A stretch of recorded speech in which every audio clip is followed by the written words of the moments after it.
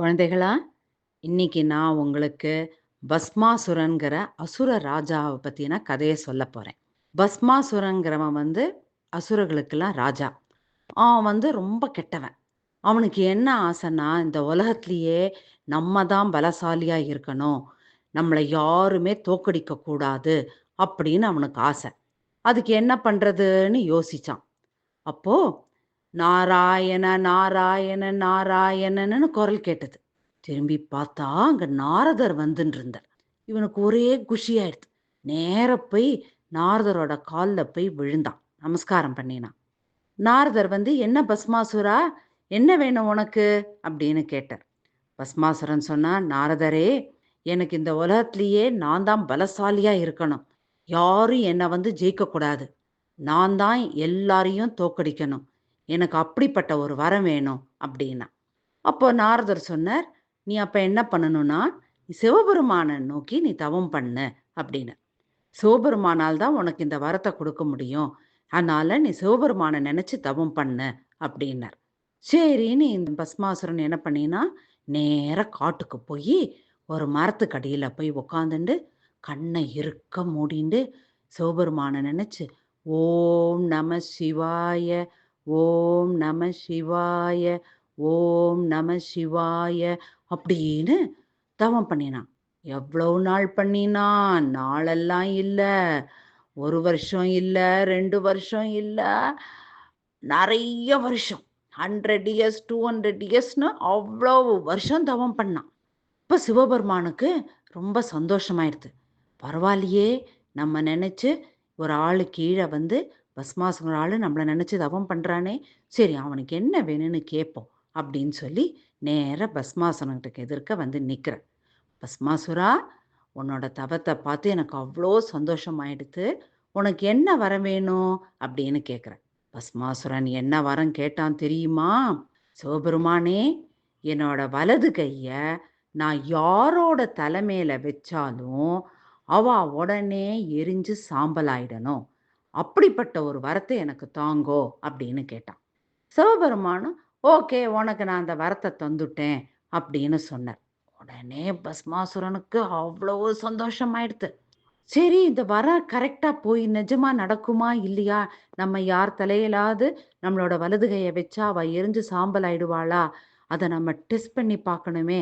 அப்படின்னு அவனுக்கு தோணித்து. அவன் என்ன நெனைக்கிறான்னு சிவபெருமானுக்கு தெரிஞ்சிருத்து. சிவபெருமான் இப்படி பார்த்தான். பேசாம சிவபெருமான் தலையிலேயே நம்ம கைய வச்சு டெஸ்ட் பண்ணிடுவோமா? அப்படின்னு அவன் நெனைக்கிறது சிவபெருமானுக்கு தெரிஞ்சிருத்து. சிவபெருமான் கடவுள் இல்லையா? அதனால அவருக்கு தெரிஞ்சிருத்து. அவர் உடனே மாயமா மறைஞ்சிட்டார். மறைஞ்சு நேரா எங்க போனார்? விஷ்ணு கிட்டக்க போனார்.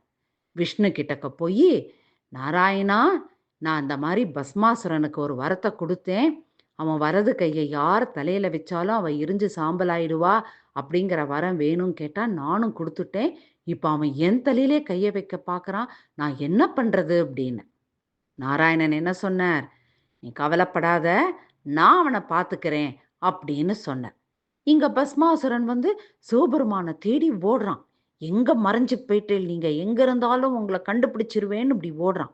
அப்படியே அவன் தேடிண்டு அந்த காட்டுக்குள்ள போறத, ரொம்ப அழகான ஒரு பொண்ண பார்க்குறான். அந்த பொண்ணு பேர் என்ன? மோகினி. அந்த பொண்ணு வரா. அந்த பொண்ண பார்க்க இவனுக்கு அவ்வளோ சந்தோஷமாயிடுது. "என்ன இவ்வளவு அழகா இருக்காளே!" அப்படின்னு.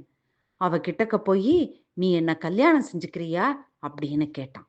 அவ சொன்னா, "நான் நான் ரொம்ப நன்னா டான்ஸ் ஆடுவேன். அதனால என்ன யார் கல்யாணம் பண்ணிக்கிறாளோ, அவளும் நன்னா டான்ஸ் ஆடணும். அப்பதான் நான் அவள கல்யாணம் பண்ணிப்பேன்" அப்படின்னு சொன்னான். இவனுக்கு டான்ஸே ஆடத் தெரியாது. தத்தக்கா, பித்தக்கான்னு தான் ஆடுவான். இவனுக்கு ஒண்ணுமே தெரியாது இவனுக்கு. அவன் சொன்னான், "நீ சொல்லிக் குடு, நான் கத்துக்கிறேன்" அப்படின்னான் பஸ்மாசுரன். சரின்னு அவளும் ஒவ்வொன்னா அப்படி தலைய அப்படி ஆட்டி, ஆட்டி ஆடி காமிச்சா. அவனும் பஸ்மாசுரனும் அப்படியே தலைய ஆட்டி, ஆட்டி டான்ஸ் ஆடினான்.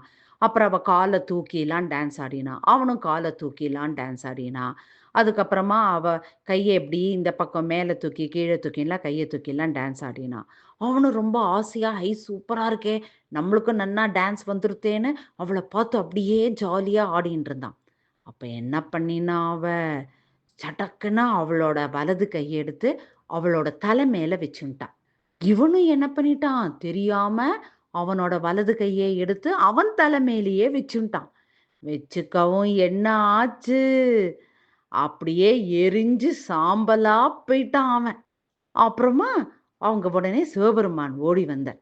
ஓடி வந்து, "இந்த பொண்ணு என்னவா மாறிட்டா அவ? விஷ்ணு பகவான் தான் இந்த மாதிரி பொண்ணா வந்து பஸ்மாசுரனை ஏமாத்தினான்." அப்புறம் சிவபெருமான் விஷ்ணுவுக்கு வந்து ரொம்ப தேங்க் பண்ணினார். தன்வினை தன்னிச்சரம். இந்த மாரி இன்னொருத்தர கெடுக்கணும்னு நெனச்சா என்ன ஆகும்? நமக்கே அது கெடுதலா முடியும். அதனால நம்ம எப்பவுமே எல்லாருக்கும் நல்லதே நடக்கணும்னு நம்ம வேண்டிக்கணும். ஓகே?